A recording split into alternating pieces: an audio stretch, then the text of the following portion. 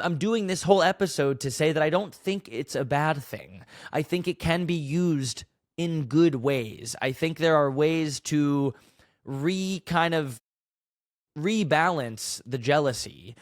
And when you decide to use it as a motivator, you're not copying them, you're not comparing to them, you're trying, you're doing something new, you're trying something else.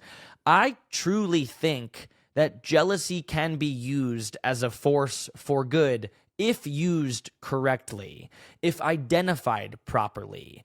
I think it also can be something that's really bad if those things don't happen, if you don't use it as a force for good, if you don't take the step back to be like, why do I feel this way? And maybe how can I take the steps to get the thing that they have, or to change my life in that direction, or do the thing that I've always wanted to do but never thought I could do, but now that they've done it, maybe I could also do it. When it manifests really negatively, it can make your life really ugly, or make that situation, not your life, but make that situation really ugly, especially in, I said earlier, relationships. Like, I think if you're dating somebody and you're jealous of them, maybe it's career, maybe it's something they have, something that they possess, like a quality, a trait, I think that is really not the best. And I think that's a reason to have a real conversation around that and be like, hey, I am feeling this way. Like, I'm sorry that I am, but like, I want to like let you know so it doesn't like come up in a way that I don't mean it to.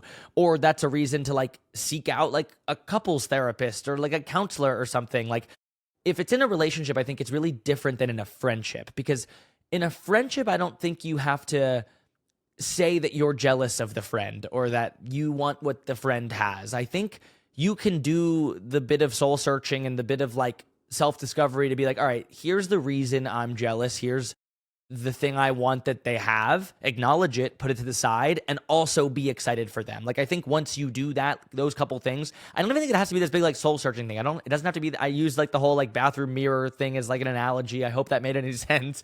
But I think at the same time, you can quickly be like, ugh, like I'm really happy for them, but like I'm also kind of feeling shitty about myself. I feel that way because of this. Okay, like I feel that way because of this.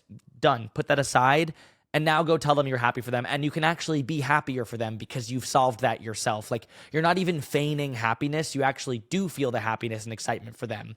And I think it is so important to support your friends. Like, I think I'm going to go away from the relationship thing for a second, because you asked about friendships specifically, and I gave my quick advice about jealousy in relationships. I think that can manifest really ugly. Relationships being like romantic relationships, like with a girlfriend or a boyfriend or whoever, like that can manifest in a really ugly way. In a friendship, I think you can acknowledge your own shit for lack of a better word, and then be like, all right, I'm happy for them. Because I think it is so important to be excited for your friends.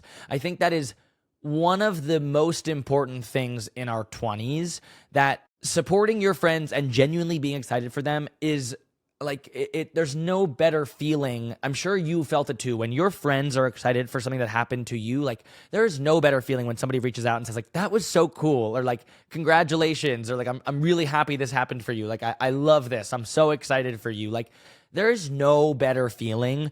And if you take one thing away from this episode, like, I think it is so important to be a supportive friend, to be I think it's the best way to be a good friend, to be happy for your friends. And the way to be happiest for your friends is acknowledge the thing that's making, in this jealousy circumstance, is acknowledge the thing that's making you feel jealous. And if identified properly and with some honesty and some realness with yourself, just being real with yourself, which we all have the ability to do, that none of us like to do because it's difficult, it's hard, it's annoying, it's like stressful, and it makes us anxious to have to like be like, ugh, like, why am I feeling this way? Like, nobody likes to do that. But when you do, and you look the bedhead or the bad breath version of yourself in the mirror, I think you can turn jealousy into a motivator. So is it bad to be jealous of your friend? It can be, but I'm going to say no for the most part. I think it's a normal human emotion that so many of us feel throughout every day, throughout every week. Like, I think it is such a normal person thing to feel jealous. And I think if you can control your jealousy, and if you can more importantly understand your jealousy, understand the place it's coming from and why you're feeling that way, you can turn it from the maybe bad into really good, into something that's really positive, and will make your life so much better. That is the episode. Oh, happy birthday, Mom.